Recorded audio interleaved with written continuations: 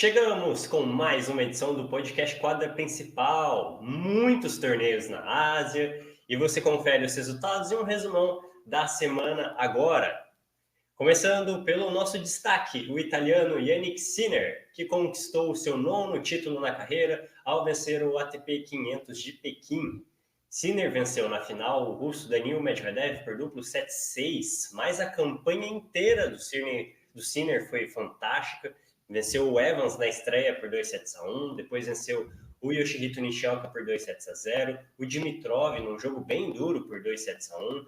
Na semifinal, olha, dá até para dizer que ele atropelou o Alcaraz ali, venceu por 2-0, mas principalmente na segunda parcial foi um atropelo. O Alcaraz não viu a cor da bola contra o Sinner na semifinal e agora bate o Daniil Medvedev em sets diretos na decisão. Com esse resultado, o Sinner vai entrar no top 4 na próxima semana, sendo assim o primeiro italiano a conquistar esse feito desde o Adriano Panatta em 1976. Feito fantástico do Sinner, e agora finalmente a gente consegue ver ele crescendo para valer no ranking, se juntando ali com os tops da atualidade. E antes de passar a bola para você, Daniel, no ATP 250 de Astana, no Cazaquistão, título para Adrian Manarino, que venceu Sebastian Korda na final de virada, placar de 6-4, de 4-6, 6-3 e 6-2, quarto título na carreira do tenista francês, o segundo em 2023, agora veterano Manarino, né, e agora tá meio que desabrochando, assim, tá ganhando mais título, tá subindo no ranking, sensacional. Salve, salve, meu amigo Lucas, salve, salve, ouvintes, espectadores do podcast Quadra Principal. Semanas atrás, né, o Jannik Sinner conquistou o título mais importante de sua carreira, que foi o Masters 1000 do Canadá, né, que foi disputado na ocasião em Toronto. Mas eu acho que em termos de performance, esse pode ter sido o título mais legal que ele conquistou. Você falou aí da campanha, na semifinal o jogo, e aí eles vão já ir para a semifinal logo, jogo contra o Carlos Alcaraz, né, com quem é uma pedra, sabe, o Sinner é uma pedra no sapato do Carlitos, né, e o segundo set foi 6-1, né, o primeiro set foi mais equilibrado, o segundo set 6-1, e a gente até conversando, né, falando que é incrível como o jogo encaixa, né, o jogo do Sinner encaixa com o do Alcaraz. Porém, não encaixa com o Medvedev, né? E tanto que nos 6 confrontos anteriores, o russo tinha vencido todos os jogos.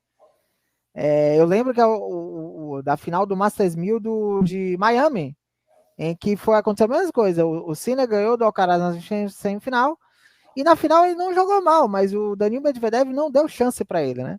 E nessa final, o Kiss italiano já contrariar todos os prognósticos, quebrou o tabu, finalmente conseguiu vencer o Daniil Medvedev, um jogo muito equilibrado, um jogo sem quebras de saque, embora tivessem oportunidades para ambos os lados. Na verdade, o Medvedev teve apenas uma chance de quebra em todo o jogo, enquanto o Jannik Sinner teve 5 chances de quebra. Teve até uma bola no primeiro set que estava 4-3 para o italiano e 30-40, que o Sinner desperdiça o break point jogando smash para fora até. Mas assim, o que foi o diferencial aí? O Sinner se defendeu muito. Uma coisa que é característica do Medvedev, o Sinner se defendeu demais. E nos pontos mais longos, ele conseguiu vencer boa parte deles, né? Coisa que não acontecia nos jogos anteriores. Então, a gente viu o Sinner numa postura diferente dessa vez, né? Mais paciente com as trocas de bola, defendendo muito. Muitos pontos dele em algumas passadas que ele deu contra o Russo, que foram defesas espetaculares. E aí acabou sendo premiado com esse título, né? Com 2 tie-breaks, 7-2 nas duas parciais. Conquista aí o seu 3º título no ano. Como você falou, chega ao top 4 do ranking mundial, melhor ranking da sua carreira. E subiu para a 4ª posição também na corrida para o ATP Finals. Está bem perto da classificação matemática, o ATP Finals, que reúne os 8 melhores tenistas na temporada. E também fica o registro do Daniil Medvedev, que chegou em sua 8ª final no ano, né? Pelo menos em matéria de regularidade, o russo tem de sobra, ainda mais na quadradura, né? Que é sua especialidade. Poderia ter conquistado mais o título numa cidade diferente, né? Não foi dessa vez, então fica para a próxima. De qualquer forma, eu acho que um grande título para o Sinner, né? Apesar de ter sido um ATP 500, mas foi um grande título por ter vencido tanto o Alcaraz quanto o Medvedev, os 2 principais cabeças de chave do torneio. Agora, indo para Astana, no Cazaquistão, falar do nosso Chico Barney francês, né? Que é o Adrian Manarino. O nosso veterano aí, que ganhou na final do americano Sebastian Corda. O Corda, que nessa final chegou a ter 6-4 e 3-1. E o francês venceu 5 games seguidos, fechou o segundo set em 6-3. E o terceiro set foi de domínio do Manarino, né? Se defenderam muito bem também. E com ótimas passadas, conquistou 2 quebras ali. Uma no terceiro e outra no sétimo game. E fechou o set em 6-2, né? 3 finais no ano, né? Um ano espetacular. 2 títulos, né? Foi campeão em Mallorca, né? Na temporada de grama. Sobe 11 posições no ranking mundial. Pula de 34 para 23 no mundo. Tá apenas uma posição de igualar o seu melhor ranking. Enquanto Sebastian Corda chegou em sua segunda final do ano. Ele foi vice em Adelaide lá no início do ano. Esse ano ele vem jogou poucos torneios, né, na temporada, vem sofrendo com alguns problemas físicos, mas de qualquer maneira chegou aí em mais uma final do ano, sobe 2 posições, e agora é o 26º lugar no ranking mundial da ATP, também é uma posição de igualar o seu melhor ranking.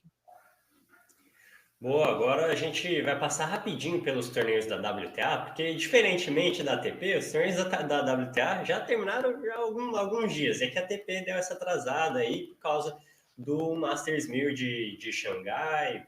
Até para corrigir, até que na semana passada eu falei sobre isso, que na verdade é por um ajuste de calendário por causa do Masters 1000 de Xangai, que no momento que a gente está gravando esse vídeo já começou, já estamos no início da chave principal, então é mais um Masters 1000 que vai ter 10 dias, mais um Masters 1000 monstrengo, que eu não sei se, ainda mais em fim de temporada, eu não sei se é uma boa ideia não, mas enfim, o dinheiro manda, então seguimos, tocamos o baile.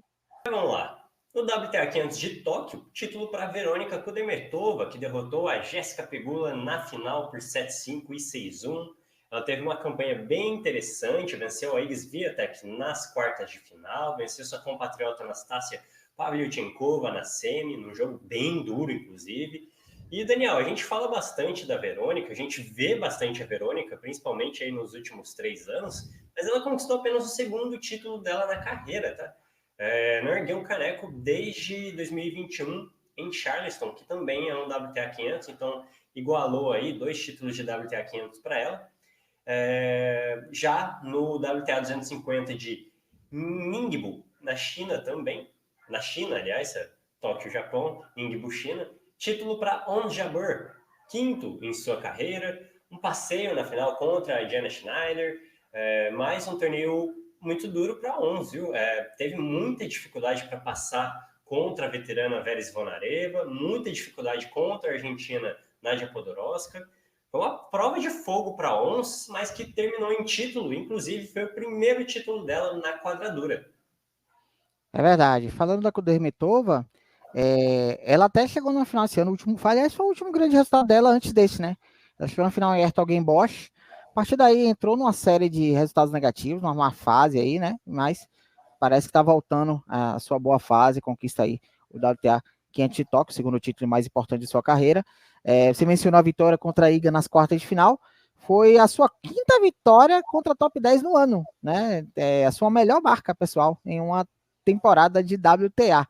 E sobe 3 posições no ranking, ela tinha caído algumas posições nas últimas semanas, vem recuperando terreno e agora é a 16ª colocada no ranking mundial da WTA.